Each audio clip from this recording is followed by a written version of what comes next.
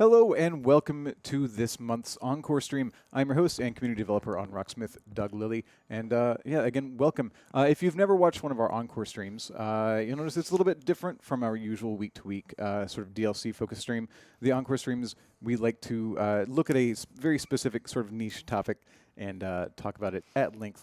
Last month, we actually talked about this topic for a bit with these three gentlemen, and this week will be a continuation of that discussion. So last month we had a Songwriting Encore talking about songwriting, and it was basically a lecture to this month's lab, where we are actually going to look at the process of writing a song and attempt to write something in roughly an hour here today. So yeah, welcome. This is going to be a bit of an experiment for us, so hopefully it will go all right, and hopefully we won't write something that's already been written.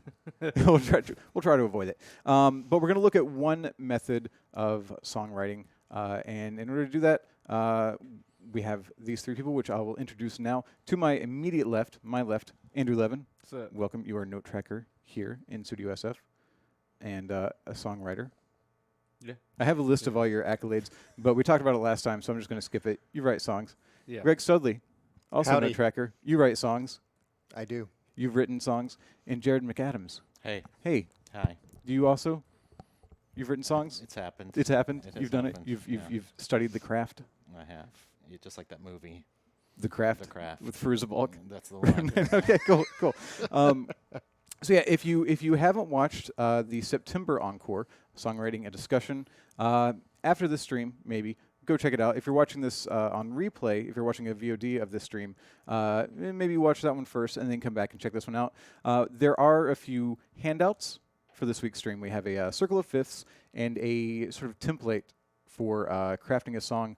Those should be available. They should be linked in the chat any time now, and they will also be in the information once this is on demand. So let's go ahead and, we will have some prizes throughout the stream. Tawny is here. That's Black Widow 9. She is taking care of raffles, and those will be done at her discretion throughout the course of the stream. And she's here to help. If you have any questions, please reach out to her to let us know, and we'll be hopefully answering some of those questions at various points throughout the stream. So, writing a song. We didn't want to start completely from scratch, I think, just in case we failed to think of something. By we, I mean you. Mm-hmm. We didn't want the possibility of just 30 minutes of sitting around not being able to come up. Failure's not an option. Yeah. Well, it's failure is an option, just not on camera. We try to be a little bit more prepared for And therefore, the stream. it's not an option. Not an option for us Because here of all the right cameras now. you're saying. And Yeah, indeed. I Yeah. got it. But There are 30 but or if you're sitting down to write your first song, or maybe your 10th or 20th song, failure is an option. You can Oh, yeah. learn Failure's from mandatory. failures. Yeah. I'd have to agree with that statement. That's yes. good. Failure is mandatory. Yes. That is. Mm-hmm. You learn a lot I from feel it. like there's some Thomas Shut it down. Edison quotes about that. Probably. You got any? Yeah. This is something I just said to Dan earlier today. Is like inspiration's great, but you can't count on it. But you can always count on perspiration. It's always there. It's always That's an true. option. Yeah. So I believe you that know, was Thomas Edison. I think he did say that. So you can, you can't depend on just like waking up one morning with a masterpiece in your head. You got to have Right. some tools for generating ideas and processing the ideas you come up with and turning it into something that you can call a song. Totally. So on the last stream, we talked about, I think most of you tend to start with melodies and then write your chord structures beneath those, but that's not what we're going to do today. Today we're going to start with chords. Well, Yeah, I don't know. You keep saying we said that. I think you did. I recall you saying Maybe. that. Well, I don't I know. may have made it up though. How about this? We I may mean- not have said it, but you may have heard it. That's yeah. yeah. I think Thomas Edison said I that. think that was Tommy E. Are we just going to blame anything that goes wrong on this stream? Oh, on Thomas yes, Edison? indeed. Cool. Cool. No, Thomas Edison I said it was think, okay. I'm gonna. I think if I can summarize my takeaway Please. from our last conversation, was that you can start with anything. And it might be a little piece of melody. It might be a few words. It might be a chord progression. and it might be a rhythmic idea, or it might be a timbral idea. It could be all kinds of things, just a sound that appeals to you for whatever reason. Effect pedal. Exactly. Yeah, some like cool delay setup, and you start sort of playing with that, and that can turn into something. But I think in our conversations about what to start with for this week, we talked about starting with the chord progression, because adding a harmonization to an existing melody is a little trickier than coming up with a melody that fits over a chord progression. That checks out. Yeah. That checks out. So for the duration of this stream, I'm going to be a little bit less vocal than I normally am, and I'm going to pretty much let you take over, and I'll jump in if I have some questions for you. So yeah, let's start. I guess, do we want to go ahead and pull up the circle? That might be a good starting That's a point great for idea. us. Yeah. That's a Circle of great fifths. idea. So we talked about the circle of fifths on the last stream. Would you say this is one of the sort of most important tools to have in your toolkit as a songwriter? It's helpful. It's helpful because it's helpful for helping to understand what defines a key, what chords are available to you in a key, and it's important because for various reasons of the way our brains process auditory information, that relationship of a perfect fifth between notes, especially the root notes of chords, is very powerful, and it has a strong effect, and especially that motion down from a fifth, from a G C, that. Should we explain kind of what a fifth is real Yeah. quick? Well, let's do it. Do Yeah. let's go ahead and pull up the circle of fifths on Yeah, the screen pull it so up you can there. take a look. Yeah. Look at that beauty. Yeah, so like if you're playing all the white keys on a piano, right, starting from C, it's just 5 notes up if you're not familiar. Right? 1, 2, 3, 4, 5, right? So if you're playing that on a piano, it'd be C, D, E, F, G. Yeah, which means G is a fifth from C. And I think it's important to call out, especially on guitar, that's notes in the scale you're going up and not frets. So if you go up 5 frets, that would not be a fifth. We're talking about 5 notes in the scale. So some of them are going to be half steps, and some of them are going to be whole steps. An easy way to find it on guitar, other than on the G and the B string, is if you go up 1 string and up 2 frets. Exactly. So if you're on the A string and you play the 3rd fret, a fifth up from there would be the 5th fret on the D string. Yeah. And a lot of you will probably recognize that as the power chord Yeah. Yes. shape. Or if you take the same fret and go down a string, so 3rd fret on the A string, you go down to the low E string, that's also a fifth down. So you'd say that sound Yeah. 1, 5, or 1, 5, 1, 5. Yeah. And there you're doing the root and the fifth of the same chord Yeah. over and over. But when we're crafting chord progressions, we're interested in things where we have the fifth. I'm going to play with I'm not plugged in. I keep forgetting. I'll be two as of us quick are as I like can that. about it. The fifth chord of the scale down to the tonic, or 1 chord of the scale. And that's a very satisfying concluding kind of sound. And you can chain those together, and that gives some very very powerful progressions as well. So I can go from the B minor down to the E minor, down to the A minor, down to the D major, down to the G, and that's a very satisfying progression in the key of G. Can we hear what that sounds like?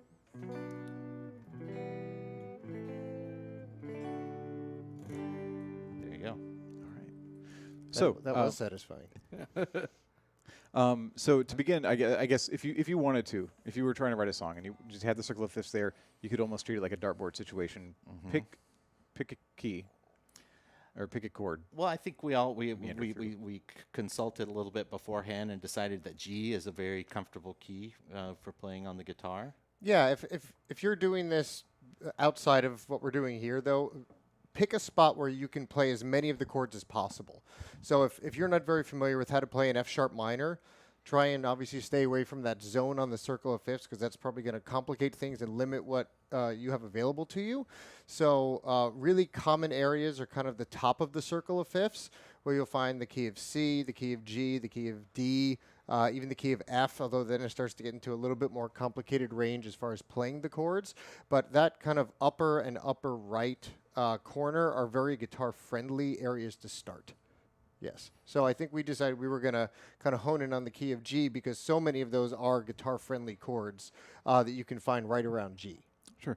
And I'm going to step aside and let you sort of just take the chord and build what you need to. You got 20 minutes. So, and I think something, Greg, that you mentioned last time is that if you look at this diagram, we say we're in the key of G. I can look at all the chords that touch that. So I've got the G, and then right next to it I have C and D. So that's going to be my 4 and my 5 chord, respectively. But then I have all these minor chords that are related to the major chords. So each one of these minor chords is the relative minor of the major chord it's next to, which means it's based. It has the same key signature, and it's based on the note that's a minor third below the major chord. So you don't need to worry about any of that. Just know that any of these chords, so the A minor, E minor, B minor, the C, the D, and of course the G, are all perfectly wonderful chords to use in the key of G major. Yeah, it's a really nice network of just a little clump that you can choose from when you're writing.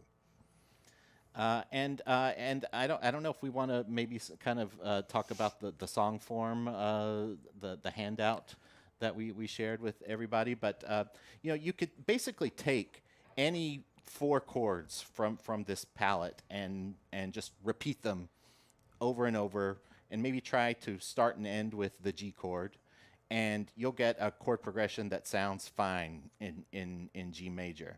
You could go, G, E minor, C, D, and you can just do that for your whole song. Whatever the tempo, wherever the. Oh, you were in 3 for a second there. That's the doo-wop progression one. Yeah, exactly. So that's a perfectly legit, and that's an existing chord progression. But you could get more experimental with that, and it would still work. But in the template that we've provided, it talks about how we can take a basic 4 chord progression like that and make variations on it and spin it out into something longer that feels more like a whole song and not just a vamp. Yeah. So and I think something that might be useful in what we're about to compose here is maybe we can show people that you don't have to always switch what chord you're on. Because sometimes people always think you have to move. Yeah. Like, hey, I've got my first chord. Now I'm in my next measure. I need my next chord. Right. But you don't. Like, it's going to be okay to stay in one spot for a while. So how would you guys feel about having the beginning of the chord progression be 2 G chords 2 instead bars of just of 1? G. Boom. Okay. Well, we just found 2 bars then. All right. Nice. And actually, sometimes that could be more interesting, because if you're doing more stuff in between one chord, there are so many songs where people try and change the chord every bar that if you just stay there for a little while, then it may sound a little more original. There's some great tunes out there that have like a couple chords. Right, and you can think, and that's something that we talk about a little bit in the handout, is that idea of harmonic rhythm, which is how fast your chords change. So you could change twice a bar every 2 beats. You could change every bar. You could change every 2 bars, or you could be irregular, and you could do 2 bars of staying on one chord, and then 2 bars of changing every half note, and have a more of a push and pull feel. So you have all these levers you can pull in your chord progression. So we got 2 bars of G. Where are we going from there? Thoughts, anyone? Well, we could go to C. I love that chord. Yep. Yeah. And then let's go to. So we're keeping it all open chords, yeah. Yeah. I think so. I think for what we're doing here, that would be a good choice. A minor. Okay, so what would that 4-bar sequence sound like then? 1. Are we doing it in 4/4? Sure. All right. 1.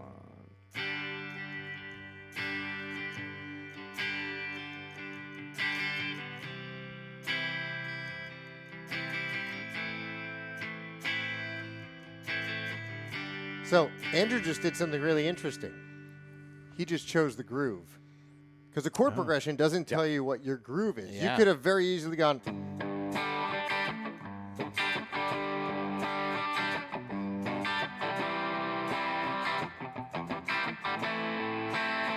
But you didn't. Yeah. Yeah. And so you've now established our groove. Totally. Totally. Although now I can only hear mine. And it's only because I played it. And again, going back to what we started with, that groove might be the thing that starts it all for you. You might just like be hanging out on one chord, playing with different rhythmic ideas, and then later on you'll throw some different chord changes in there if you want to. So on the template, so what we would do that's the first half of our first phrase. Then we can repeat those 4 bars again, but tweak the ending a little bit. Okay. So maybe we can end on either the 5 chord or the 4 chord, which will take us neatly back to that 1 chord. I was about to say the 5 chord. Yeah. So I think that's a good I thing. think I would agree with the 5 chord. And that's great because we're already because playing the 4. Yeah. And that's great because we're ending on the 2. So we're gonna end up with that 2-5-1, which is that descending fifths movement that we talked about. Yeah, being so and nice. if you look at the circle of fifths, you'll see A, D, G. Exactly. Just going backwards on the circle of fifths. Any of those movements are going to sound supernatural. Yeah. There's some supernatural. They're not Very just natural. natural. They're supernatural. ultra natural. Well, maybe we should mention like what a final cadence is. Sure. Final cadence is just 5 to 1. It's a term in music theory that just basically says you play the 5 chord, then you go back to the 1 chord. That's the most final sounding movement in music. You might also find it called a perfect cadence. Perfect cadence Yeah. is also As well. another. Yeah. So for the 8 bars, what measure by measure, what are we looking at right We now? got 2 bars of G, and then a measure of C, a measure of A minor, and then 2 more bars of G, another bar of C, and then a split bar between A minor and D. There we go. And then You want to play through that much? sure. 2, 3, 4.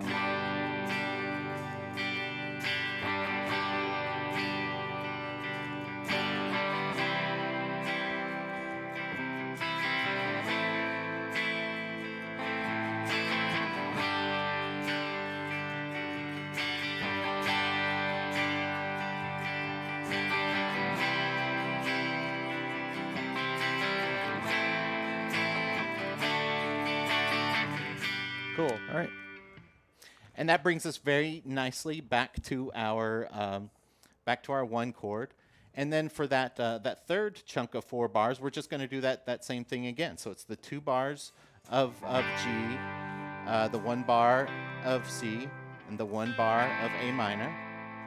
And now for our concluding phrase, we're going to do a variation on that. And I think that this is an opportunity to really decide, okay, do we want to stay in that same realm? Do we want to mix this up a little more? So one thing we could do very easily is just go 2 bars of G again, and then a bar of C, and then a G, D, G to give us that authentic cadence that we're talking about. Cool. If we didn't want to do that, if we wanted a little more variation, we could try maybe substituting an E minor for that G in the end. So we would get like 2 bars of E minor, and then sorry, yeah, two bars. It's weird because I'm playing, but I'm hearing their guitars in my headphones. I cannot. Yeah, no. Why don't you do it? So just substituting an E minor for the G, maybe, or for one of the Gs. So it would be G.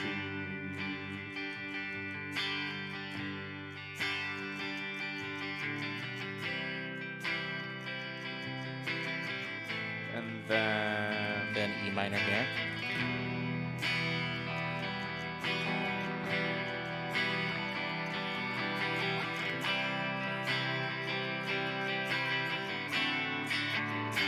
Yeah. Oh, yeah, I like it. Yeah. Cool. Yeah, let's keep that.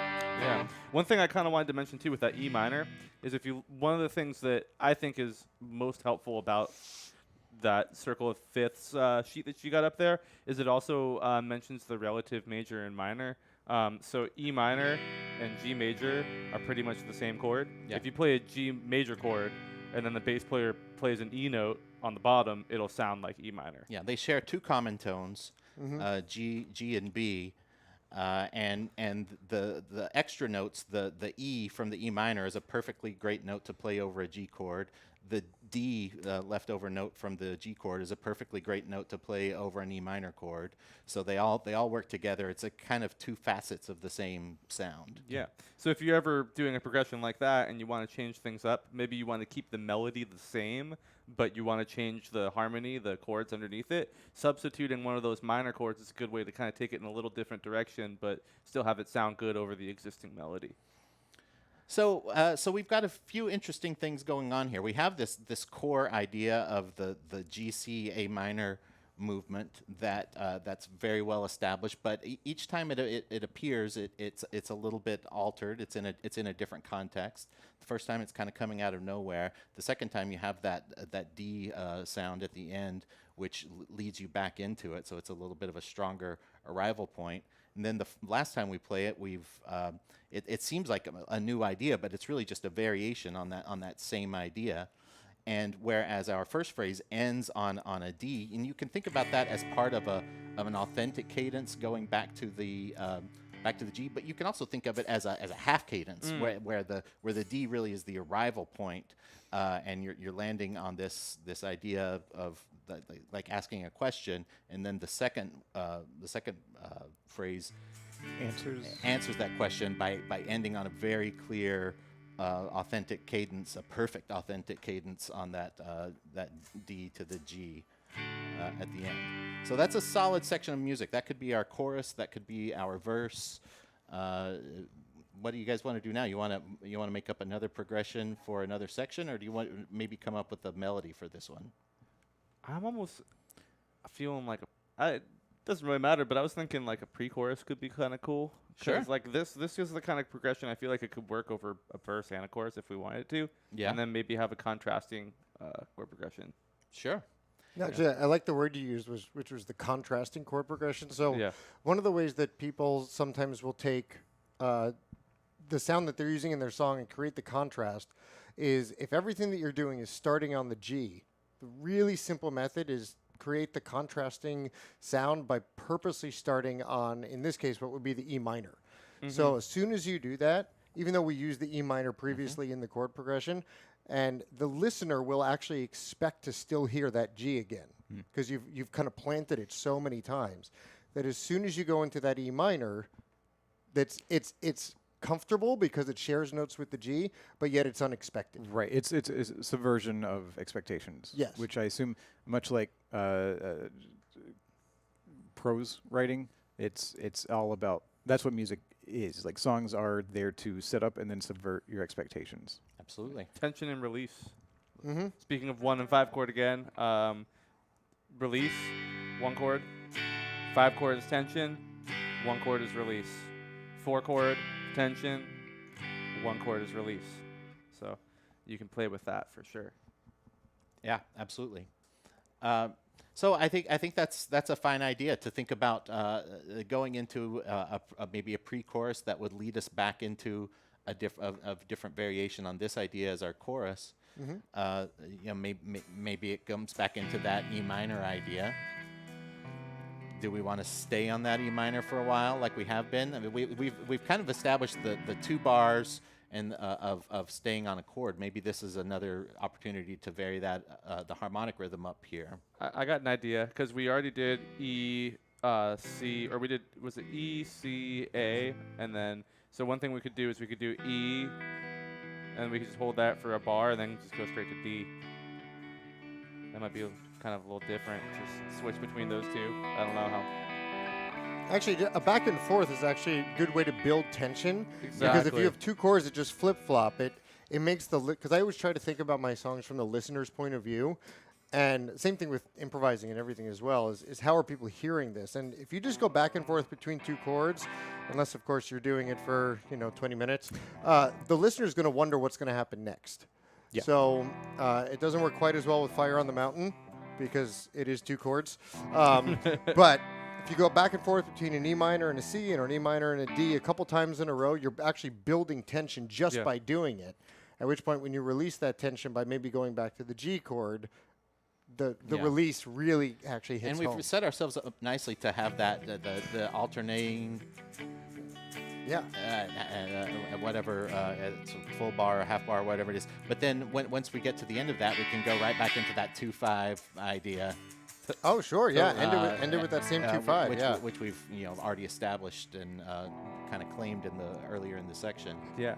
And then since we haven't hit a G chord that entire time, by the time that we do hit that D chord and go back to G, feels very Oh, yeah. like that's what you really want.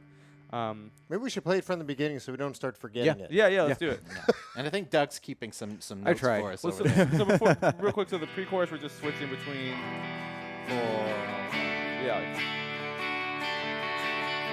So how many times? I think 4 times.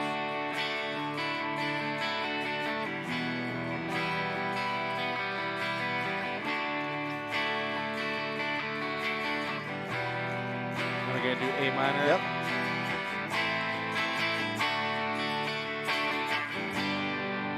Ah. Yeah. Yeah, I think that works. Yeah. I think our guitar tones contrast well as well. Yeah. Especially his. Yeah. Yeah, You have like that. You have that very nice like subtle. acoustic tone. Yeah, it's just kind of like hiding in the background. It's a layer, if you will. Yes. I do have I have a bunch of questions right now. I want to go ahead and hit a couple before we Sure. move on, just because they're relevant to the conversation. How does a pre-chorus differ from a bridge? That comes from John 308. Well, first of all, I want to say in the handout sheet, it's just a verse and a chorus, but there's nothing chiseled in stone about that. That's just what we chose for that document. But if you feel like there needs to be another section here or there, you want to stay on something longer, add an extra bar in between or whatever, that's all perfectly legit. A pre-chorus is just a section that comes between a verse and a chorus. That's Okay. basically it. Just All right. an extra section. Where a bridge, if you were to compare that to a bridge section, Yes.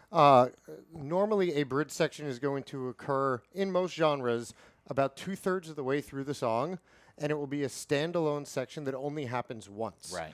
It doesn't Okay. mean that it necessarily would happen before or after a verse or before or after a chorus, but when it does happen, it normally happens that one time, and you don't hear it again. Right. Whereas the pre-chorus would happen each time you're leading Yes. into the chorus, probably. And sometimes a pre-chorus will happen and not even lead into a chorus, which is Right. sometimes a fun thing to do. Yeah. Yeah.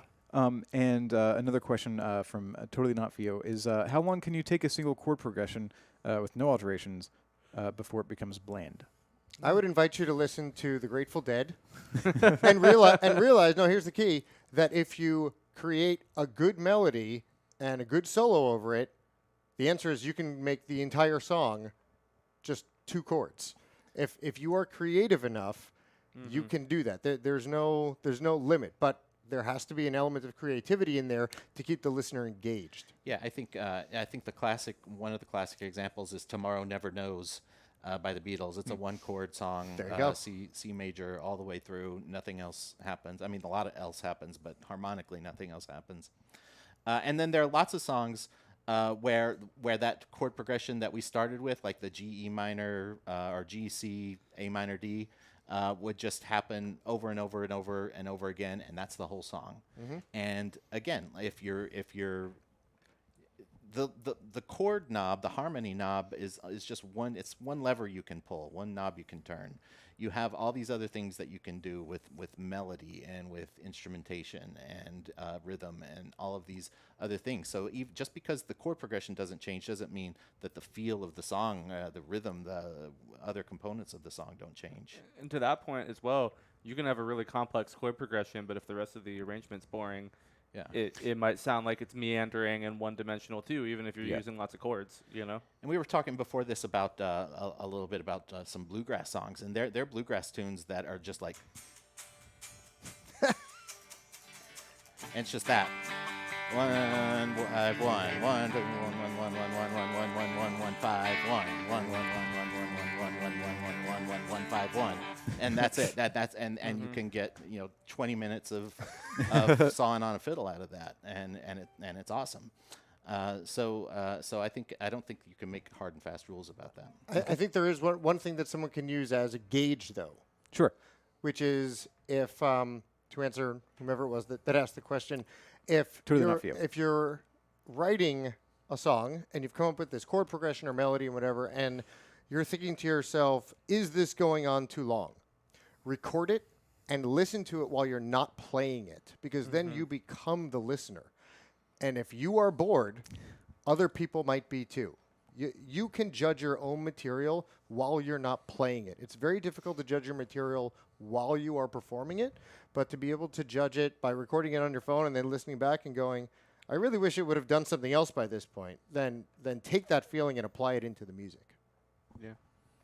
Love it. There are also, real quick, other like little things you can change. Like if you listen to a lot of like electronic music, right? It may be the same 4-bar looping every single time, right? Yeah. Yeah. But honestly, even if you listen to like minimal techno house, which is probably some of the most simple music, harmonically speaking, out there, every 8 bars something changes. They Right. might even just add a shaker, Yeah, or yeah, and that or- shaker could be the coolest thing you've yeah, ever heard. or take out of the or song. take out the kick drum, or add a hi hat. You know, Had a- things- Take out the kick drum, but Yeah. but there's subs.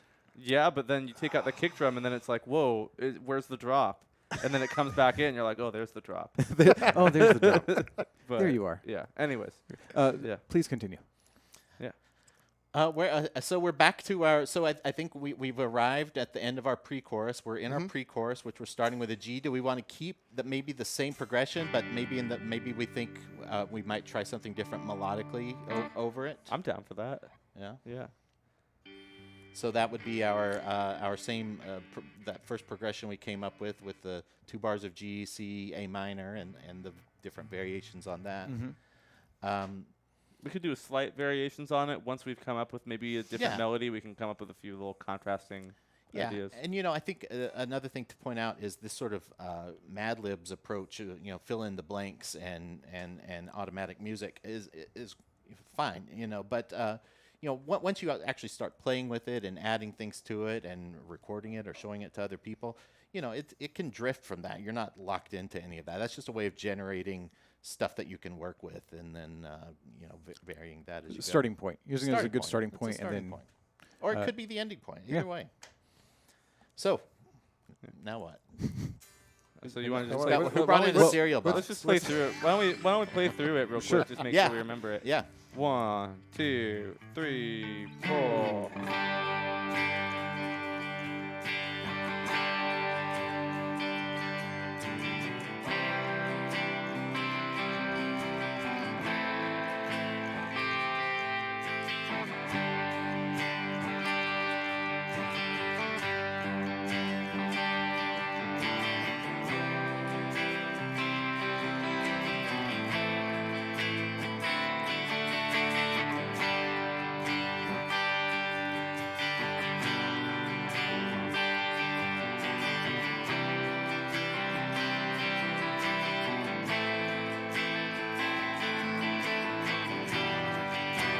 Oh, you're right.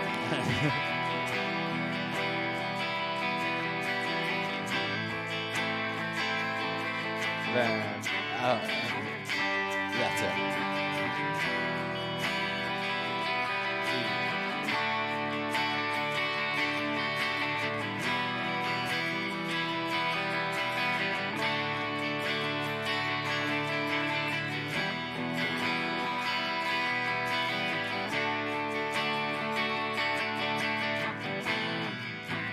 Is that our A minor? Yeah, maybe it was. I thought it was. Oh, yeah, you're right. And then That's what we said. there it is. Cool. Yeah. all right. Easy. Close enough. Yeah. All right. So I could, Oh, I can do some more questions now, or sure. should we? Or was it better if we get straight into melody right now so that you don't lose? You got a chord question? Yeah, ask a question. If you got Sure. a chord question, let's do it. I might Well, have we're some on quick chord. questions. Can we get some examples of songs where the circle of fifths could be used? Like what songs are good for C major, G major, etc. Songs where the circle of fifths could be used. I'm not quite sure. I'm not quite sure what that question is asking. Yeah, we might need a I- clarification. I'll come back on that. if Yeah. we can clarify that question a bit. We'll circle back around to that one. Tufty McTavish wants to know how do you remember the chord progression and adjustments? Like how do you memorize. Apparently, the we fifths. didn't. First of all, let's just be honest there. So the good thing is, if you're able to remember what chords fit within a key, you're not really trying to remember from a lot of 24 chords, because there are 12 major chords and 12 minor chords. So if that's where your brain is, you're trying to pull from a lot of options. But if you're able to wire your brain in a way that you're going, okay, well, I know I'm in the key of G, and therefore I have 3 major chord options, G, C, D, and I have 3 minor chord options, E minor, A minor, B minor. All of a sudden, you're just trying to pull from 6 options. So that's one of the best tools you have, is isolating your thought process to the key that you are in. And that way you can just think, oh, I'm just going back to one of those chords I already played, or I'm going to another one that's in the key. I'm not infinitely moving around to anything that could potentially be played. And I think that's really the power of learning music theory as an instrumentalist, is that it limits the range of mistakes that you might make. Yeah. Is like if you're gonna play a wrong chord, it's like you're thinking, okay, where does D go? Oh, D goes to G instead of E minor in our case. Well, those are the 2 chords that can take the tonic function in this key. But you just sort of your fingers also kind of automatically know to make those motions. So we're not like going from D to C sharp minor or something like that, or even D to C. Because we know that we're at an arrival point, we want to land on a tonic chord. So when we make that mistake, we're making the mistake of going to the G instead of the E minor, which are the related chords, instead of just going to wacky things. So I think just thinking about this all functionally and what the function of the chords are in the key, and thinking of it as 1 1 1 1 4 6 or whatever, helps you avoid some of those mistakes where it's just like every chord is on the table, like you were saying. Also, you might know what the 4 chord sounds like, or what the 2 chord sounds like. Yeah. I mean, it just puts a name to things that you otherwise would be like, oh, the thing that sounds like that, as opposed to knowing, oh, that's a 2 chord. Yeah. You could also ask a friend like Doug to write it down, and then you can glance over at his podium. That helps. Just put that in perspective. First, make friends with a guy with a podium. Yeah. Podium, really good at helping you make friends. A couple other quick questions. Another one from Jean 308. Is it possible for a song not to start on the root chord? I think in blues they call that a turnaround, right? You can definitely a song can start anywhere. Yes. And it can end anywhere. I mean, the most obvious place for it to end is the root, so it sounds like it is finished. But a song can potentially start at any place. 1 is the most common starting place, so you establish the key that you are in, but don't consider that to be a hard rule, because it is definitely not. Yeah, lots of songs don't. Yeah, and in that case of like a blues turnaround, you could totally do like that would be a case of sort of like having the starting point be like a pickup. So like so and you get it takes you like a 3 6 2 5 1 back to the tonic, but in that case, the tonic is still like the chord that happens on the downbeat of the first measure. But that doesn't have to be the case either. You could have, like you were saying, any chord anywhere. You could delay that tonic for a bit if you need to. Oh yeah. One more for now. Have you used other temperaments from 12, 15, or 17, etc.? I'm not sure what I'm asking you. Like tuning? Could be. Yeah, I haven't experimented much with that. I know there's a composer who wrote a lot of equal or just intonation based music, Harry Parch, that I was super into for a minute there. So could you explain to me and the viewers what I just asked you? So. Back in ancient Greece, Pythagoras figured out that intervals between notes sound nice when the ratios between their vibrations are whole numbers, small whole numbers. So you have like 3 to 2 is a perfect fifth. and 4 to whatever, I forget what they all are, but so these simple intervals. The problem with doing that with our system is it's great as long as you're playing in a single key and all the notes are tuned to that key. But when you start having things like key changes, you'll have an instrument like a keyboard instrument where in one key it's perfectly in tune, and in another key it's not in tune, because those intervals, if you go through that process 12 times, if you go up 12 perfect fifths on a keyboard instrument, you'll eventually arrive back at the same pitch class. You'll eventually end up at another C note or whatever it is. But if you're doing just intonation, which is these pure toned intervals, you won't actually end up at the right place. So what they figured out back in medieval times, back in early modern times, The classical era? in the Baroque times. Oh, okay. They figured out, like, okay, we can just fudge it just a tiny little bit. So what we're going to do is make each of these half-step intervals be the 12th root of 2. And if you do that 12 times, then you end up with the frequency of the 12th thing being just times 2 of the original note.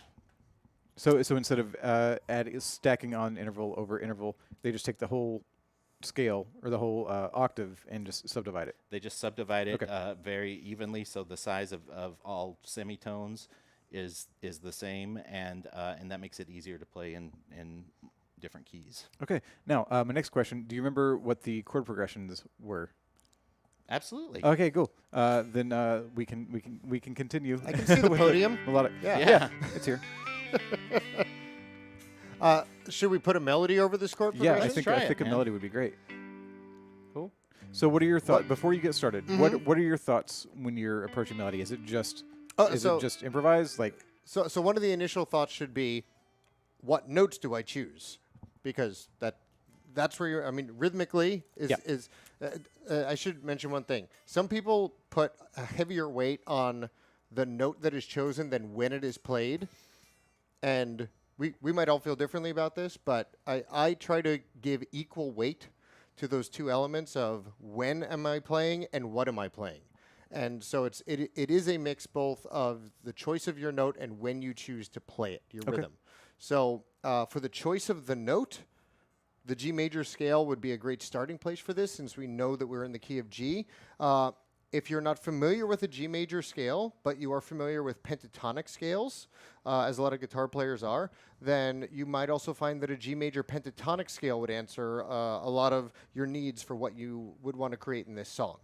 So those are two good starting places, either the key of G or a G major pentatonic scale. Another option, if you're a little more versed in scale knowledge, is you could potentially play the pentatonic scale of each of the chords, which essentially gives you a G major scale. When you add them all together, that's where you end up. So it's 3 different approaches, and depending on like how fast your chords are moving, certain ones will make more sense than others. okay. Which way should we go with this one, Andrew?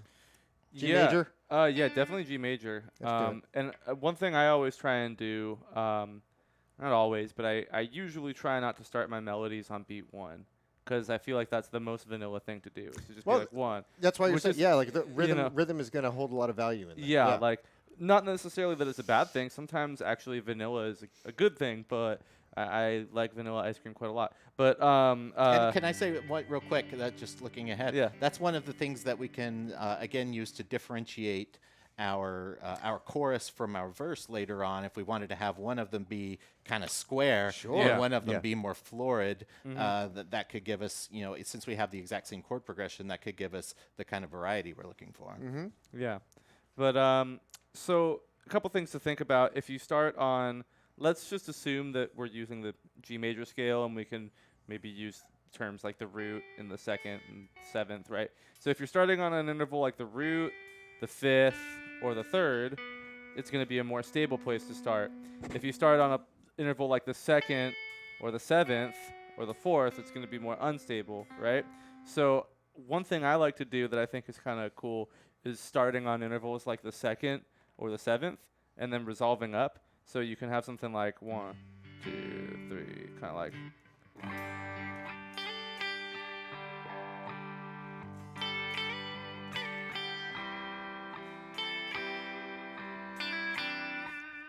You know.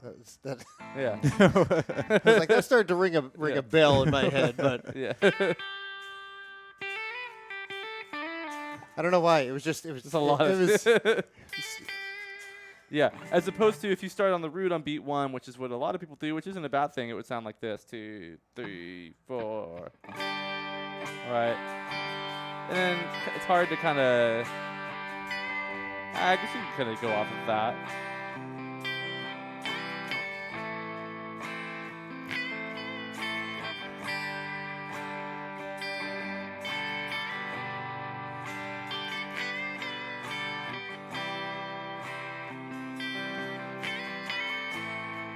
Do you guys have a preference on the two? The other one was.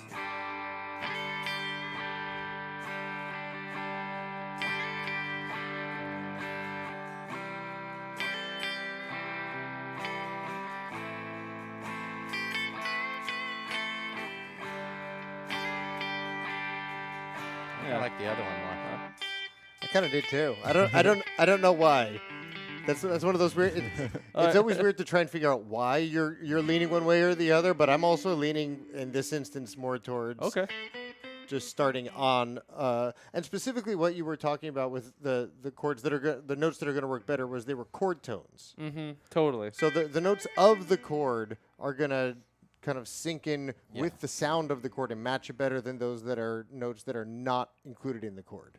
Right. But your ear can normally tell you which notes those are if you're unfamiliar. Your ear will tell you this is matching the sound of the chord or not. But when in doubt, if you're stuck and you're not sure, like, what note should I go to here, look at the chord tones and see if one of those works. And when you don't play the chord tone, when you play one of these more dissonant intervals, think about it how it relates to a chord tone. Like, where does this note? Yeah. Where's this note pulling toward? Is this like, okay, I'm playing the ninth. Does that want to move up to the third? Does it want to pull down to the root? And then maybe let it do that, or don't let it do that. But have that in your mind. So sort of like feel and instinct plays a big part. Yeah. When you're writing. Well, I say, yeah, your ears are in charge, and what sounds good to you is what you should do. Yes. I think that should be the overall deciding factor is even if you go, this thinks good, meaning like my brain thinks that this should work, but my ears are saying it doesn't, then trust the ears because they're the things that are going to receive the information. Because even if you've never played an instrument, you've never sung a note, just living in Western society, you have spent your lifetime learning what works and what does not. At least by sound. Mm-hmm. Definitely. So you can rely on that to a very large extent. Mm-hmm. I would presume. So it sounded like we had a melody in progress. Yeah. So I was just thinking, if you wanted to, you do that kind of melody for the first time, and then when we get to the second one, you could maybe go up to, or oh yeah, that's so motif, motivic take development. that idea. Yeah, just so move it up to something the as next note in the similar. chord. Yeah, something as simple as 2 1. If you then take that up to 3 2 4 3. Yeah. Right. That kind of motivic development you can then take that anywhere and get real experimental with it. So what's a motif?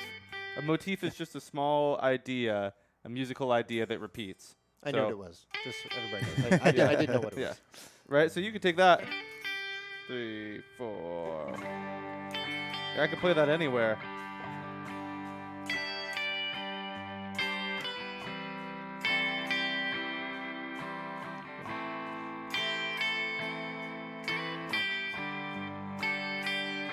So you actually have two motifs at the same time because you're actually working off a melodic motif, meaning that the notes are either moving one up or one down, and a rhythmic motif, meaning that it's all relying on the same rhythm of a shorter note followed by a longer note. Yep. So you can actually either feed off of one of those or both of those simultaneously. I mean, either one will start to make it as if your ideas are not random, but they all are building off of each other.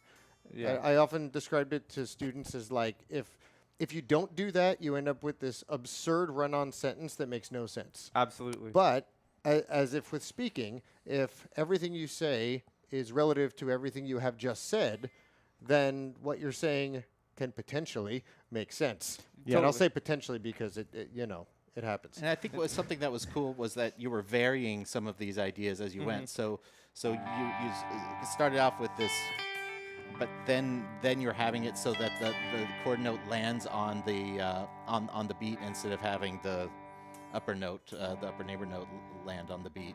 Yeah.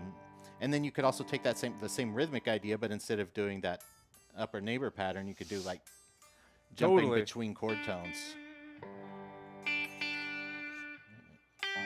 Is that what you did? Yeah, for down to the. I like B. that. You Yeah. could do. Yeah. Yeah. I think we found our motif for the All right. song. Yeah. Yeah. And you can get as complicated as you want with motifs. I just Yeah. wanna, Oh, yeah. I just want to mention Giant Steps real quick, the Oh, solo. oh, yeah. Because Sure. right, so the whole if you listen to Giant Steps by John Coltrane, Which you should. Which you should. It's a great album. You know, it sounds super shreddy. What is it? I forget the solo. Whatever, doesn't matter. But listen to it. It sounds close. like he's playing all sorts of stuff, but it's all connected. And basically, it's a really complicated iteration of just 1, 2, 3, 5, and he just plays that everywhere. And it makes sense, even though it's like in all these different keys. So you can take this in a simple manner, but you can also take this super, super far. You know. Yeah, and I think that's a good example of a case where, the complexity of the chord changes means you don't have to be as complex in the way the melody is constructed, because the chord changes are creating the movement that you would otherwise it would as opposed to our example where we have 2 bars of the same chord where you might need to move around a little bit. Yeah. To get the sort of variety of sound that you were looking for. Yeah. Doug? No, continue. So would you say you have a melody for the verse? No. Well, we have The the beginnings first 4 of the bars. Should we melody. try going through the whole thing? I think we you should. Just try Sure. to rip one out. Did y'all like that, or Yeah. do you want? Yeah. Does anybody else want to try it? Okay. Yeah. So at this point, you have the full chord progression. You have the chord part of the song laid out for you. You know where you're starting, where you're ending up. For the melody, you have you have a couple of motifs that you're working with, and so you're just improvising, keeping those ideas in mind. Mm-hmm. All right. And those ideas could later become permanent, or once the right one pops out, Yeah. that you grab it Right. and you write it down so you don't forget it or you record it or something. And I think this is a good example of that process that we were talking about last time where you kind of just play around with it and then something catches your ear and everybody's like, oh, yeah, that's the thing. That's the thing. Let's go with that. Yeah. Cool. Ready? You gonna count us in? 1, 2. You know what to do.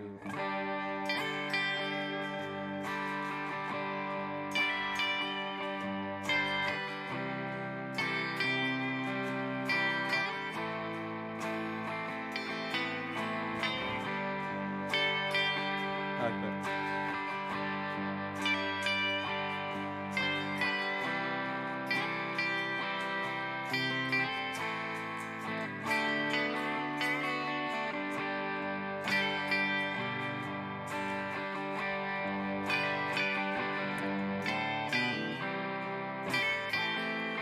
Oh, shit. I was following you. Sorry. I couldn't E see the minor podium. here, right? All right, so now we're in the Pre-chorus? yeah. Oh, how's this sound? Wait. Well, that was the last 4 bars of the. Yeah, that was the last 4 bars of the A section. Might be. Sorry. Yeah. Why don't you move that paper over a little? I'm actually not sure. I think I wrote it down little wrong. further over I don't know. there. I don't know what I'm actually looking at. I think I might have missed some There's steps. there's a C chord in there, but that's okay. Yeah. Oh no, that's what that is. That's what that is. Yeah. All right. But I liked when you went from the root down to the third. Yeah. I thought it sounded cool. Here, I'll keep that there for all of us. Yeah. Yeah, I don't know. All right. So where should we go? Should we go from the From the tippy. How about the second second 8 bars? Cool. second 8 bars of first phrase? 2, 3, 4.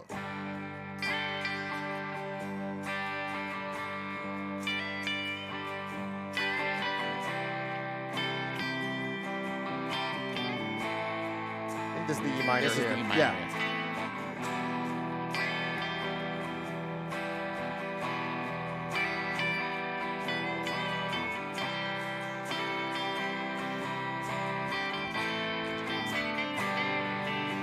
Pre-chorus.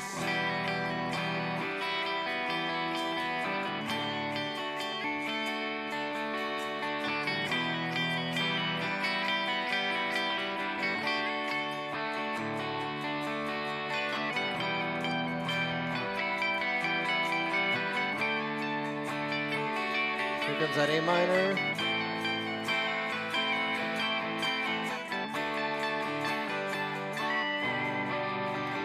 Yeah, what was the ending? I think that's set on a D chord. I think we did. We got to like a really big, like It's set on a D, and then it resolved eventually. Yeah. Okay. maybe we do like a big A Doug. minor to a D sus, like Oh, hang on yeah. the sus for a second. Yeah. Oh, okay. So that sus brings up a great thing. So you may be hearing this and being like, I've heard that before. So what do you, or you're creating your own song and you're like, this already sounds like something. Like, I'm not trying to mimic another sound. I'm trying to create my own. Yep. And these can just be the core of your chords. They don't have to be your chords. So you could take the A minor and say, hey, I've played songs where my pinky goes down here, and I've seen it called an A minor 7. Well, guess what? Make it an A minor 7 in your song. You might have seen the same thing with like E minor chords where these two fingers go down here, and it's an E minor 7, a really, really interesting sounding E minor chord. And if you start doing things like that, like you're saying, instead of a D, do a D sus 4 and then a D. And all these little variations are going to take what you start off with as a very simple, even, like, oh, I've heard this before, and turn it into this is now becoming my chord progression. Right. Wanted to mention my personal favorite, Yeah. E minor 9. Oh, yeah. Oh, that's a good just, one. Yeah, so it's just an it's just an E minor chord where you're playing the second fret on the high E string. It's a Jeff Buckley chord. He does that a lot. No, it's a great one. That's a cool one too, with the major 7 in there with the 9. Yeah.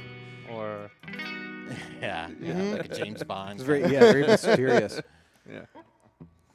yeah. That's another tip is mess around with stuff in chords. Like One thing just one quick thing on that. In the key of in a lot of these guitar-friendly keys, like Greg was pointing out earlier, and in particular in the key of G, all of your open strings are part of the G, the key of G. And they're actually more than that. They're all a part of the pentatonic, the G pentatonic major scale. So any of those notes will work over any of these chords we're doing. So if you want to do this kind of thing where you just like pick up a finger on these chords just to see what it sounds like, a lot of times that'll sound good. Mm-hmm. totally. Yeah, another trick very similar to that is you can take certain notes from your chords and leave them in all of the other chords. So a really common thing is you'll have a G chord played with the 3rd fret both on the E string and on the B string, and as you switch to the other chords, those two fingers remain in place. And it remains this constant sound up top, but all of a sudden you're not doing this. You've got... And similarly, I would like you to sound point like out you're playing in the 90s. Yeah. It's actually a little easier. And it's easier to yeah, play, yeah. actually. So It's true. I noticed during the last couple of bars through each playthrough of the phrase, he's playing the same melody, even though the chords beneath are changing, which adds a different flavor, different context to that melody without him having to change anything. Well, and that's one of the nice things about this structure we've used, where each of these 4-bar subsections is just a variation on that original idea. So like the thing where we go to the E minor on the 4th one instead of the G, well, pretty much anything that's going to work over a G is going to work over an E minor because of that special relationship those two chords have. So really what we just said is, have a lazy lead guitar player in your band.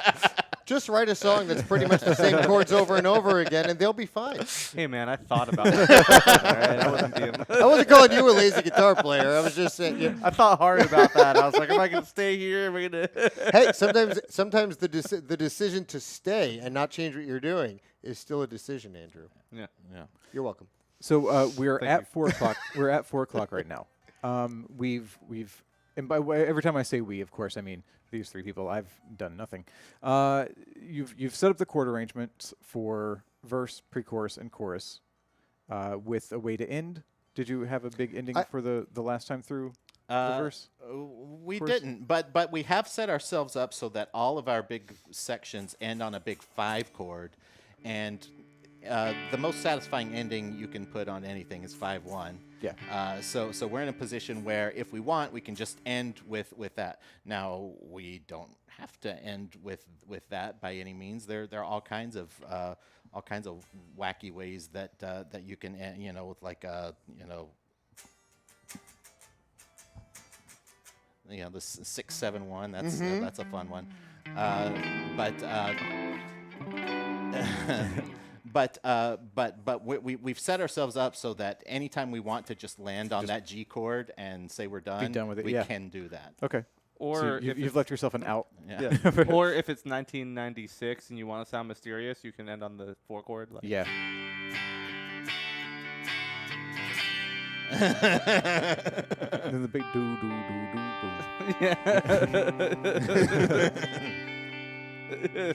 Remember that Gotta song? throw that in. So So what if we did this then? What if we actually played it as a whole song, yeah. and any sections that are incomplete, we make them up on the spot Okay. by communicating using all the stuff we've talked about, by saying, hey, 1 chord, 5 chord, go back to the E minor, because this can be done as like collective improvisation Yeah. if you have the same verbal communication with the other people you're working with. And so it's kind of a fun thing to do. I think Fish did it for all of their albums, is they just collectively made their Right. songs up by Well, they doing have it. they have a shared language. Yes. They're using. And we've kind of reached a critical mass of like what the basic groundwork is. So we're working within a framework where that kind of communication can work very well. So all the hard work is done now. Yeah. But we Now- got to throw in a solo section for Andrew though. Sure. Yeah. Do you need to make any corrections? Yeah, what's the point? Okay. No, that's fine. Let's just wing it. Yeah. Let's do it. Do you want to play rhythm on this, and I'll I'm fine. go get coffee or something? Yeah, maybe I'll go get coffee. Yeah, I think if we do this again, I'll play an acoustic guitar. Yeah. Okay. okay.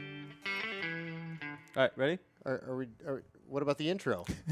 Yeah. Come on, we gotta have an intro. Okay. Hold on, I can do it. 2, 3, 4. Yeah.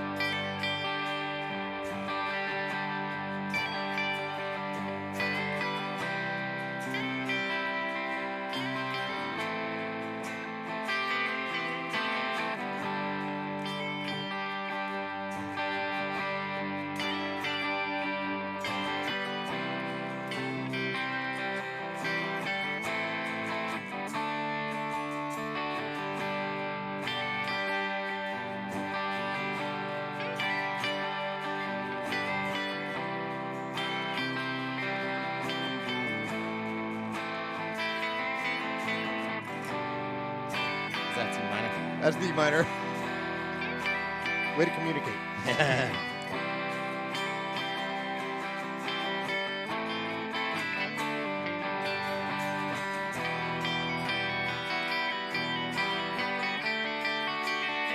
think I want to change this part.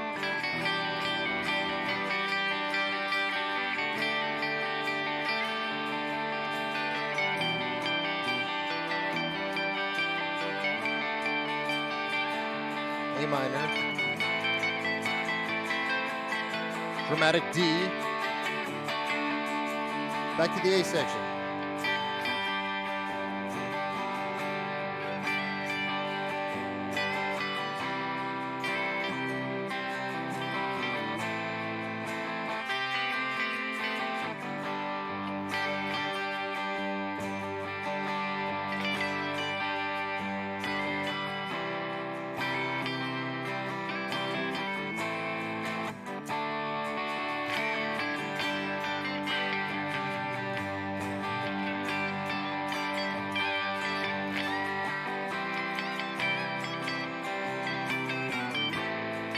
E minor. Thank you.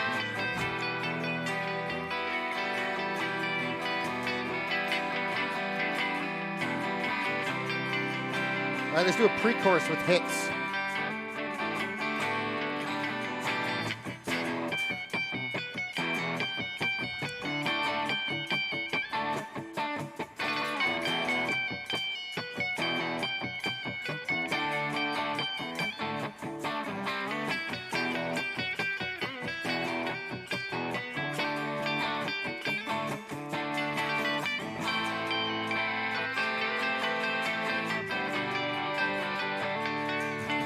A section.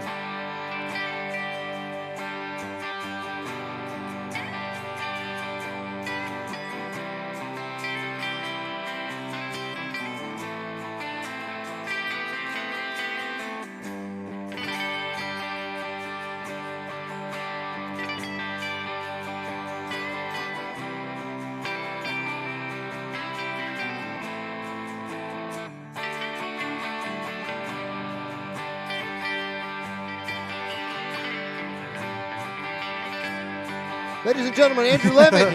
Yeah. Not so lazy anymore. E minor.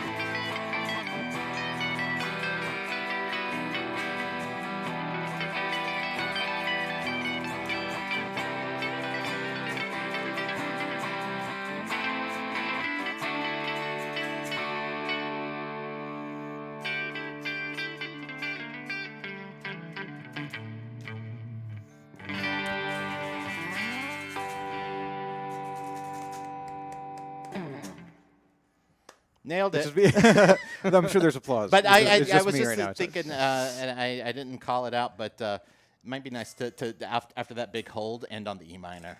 Oh, yeah. Hold on the 5. All right, let's play it again. Yeah. You don't know how this story really ends.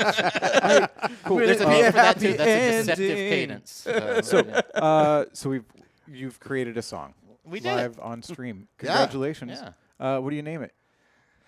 Matt L wants to know. We'll get back to you. The The- Chuckmeister reigns supreme. I think that was last week. Well, great. Thank you very much. Is there anything else that you want to mention about this process and how, if there are any suggested alternatives or ways to approach this if someone is trying to sit down and write a song for the first time? I would just have a word of advice, which is if it doesn't work on day 1, then pick the song back up on day 2 and change something. And if that still doesn't work, then pick the song back up. And if it's still not working after like a week, then put the song aside and start another one. Yeah. Like it's going to take failure to find success in this because it's hard. Even though so many songs have been created, like knowing the process and figuring out how you're going to do it is Part difficult. of why that's part of why it's so hard. Yeah. So, I mean, you'll fail and know that going in and just know that you can then push that song into the garbage can and start the next one and it's fine. I was listening to an audiobook about music, like I do, the other day, and I forget who the songwriter was, but they said they wrote. It's like some Grammy Award-winning dude, and I know that's not very helpful, but he said he wrote 100 songs before he wrote any good songs. You know, There you go. And the Thomas Edison quote that I wanted to say earlier that I didn't get to was that successful people who are successful in any endeavor have failed more times than people who haven't succeeded have tried, right? So anybody up here, I'm sure that literally everybody up here has written some songs that we don't really want to play on the stream, right? I know I have. But so you had to have And you had for to next have written month's those. Songs encore, Play you wish your you shame. never heard. but importantly, but importantly, you have to have written those lousy songs in order to have written things that you'd be proud to share. exactly. Yeah. Nobody's you got to exercise those muscles. Yeah. There's, I think, a really dumb mysticism around like music. Like you just popped out. You're like, I'm a genius songwriter. I got all the, and that's just like literally not how it happens. Or I with think ver- more you know? like it's like I wish I could play as well as that person. Yeah, and and the it's just- fact it's is, just- if you played as often as that Yeah. person, there's a good chance you'd be as good as that person. Yeah, It's- exactly. But I'll also say, it's not rocket science, and putting together something that works, good, bad, in between, corny, hackneyed, been done before, maybe, but a song that works where the chord progression hangs together and the melody fits and nothing sounds like a wrong note and it all is recognizable as a song is a pretty straightforward thing that I think anybody watching this can do. Yes. Would you consider it valuable at all to look at some of these songs that you love the most and look at how they're arranged, like with the circle of fifths, and see how Absolutely. those chord arrangements are made? Oh yeah. So that you can just internalize how, okay, I love this. How did they do this? Okay, and you can follow the trail and see like what changes they made. I think that's the best way to learn. Yeah. Analyzing the players that you like to listen to will aid you in the thought process of how to write in that style. Cool. Yes, without a doubt. Or who you listen to? Who did they listen to? There's Yeah. also that. Yeah. You know what I mean? Follow the trail back to Yeah. Thomas Edison. Yeah. Well, it all goes back The to invention of music, By Thomas 1973. All right. Well, I think we're gonna need to wrap it up. I want to thank once more Andrew Levin, Greg Studley, and Jared McAdams way over there on my far left. I'm still not sure. Yeah, you're on the right side of the screen. It's fine. And I want to thank you for joining us. Hopefully you learned something. Hopefully you can take this or revisit it. Again, if you came in late, there is some documentation that you can follow out, some handouts that should be available in the chat probably right about now. And it will be on the VOD links, the information, so that you can follow along with the template if you watch this later on. Hopefully, between this month's Encore and last month's Encore, if you've never written a song before and you've always wanted to, hopefully you have something that you can grip onto and pull you forward into that. Other than that, we will be back on Thursday with our weekly developer stream. This week, we are looking at Indigo Girls. We've got 3 songs from them, so check out that. As always, we're on social media, Twitter and Instagram at Rocksmith Game. Facebook, we are facebook.com/Rocksmith.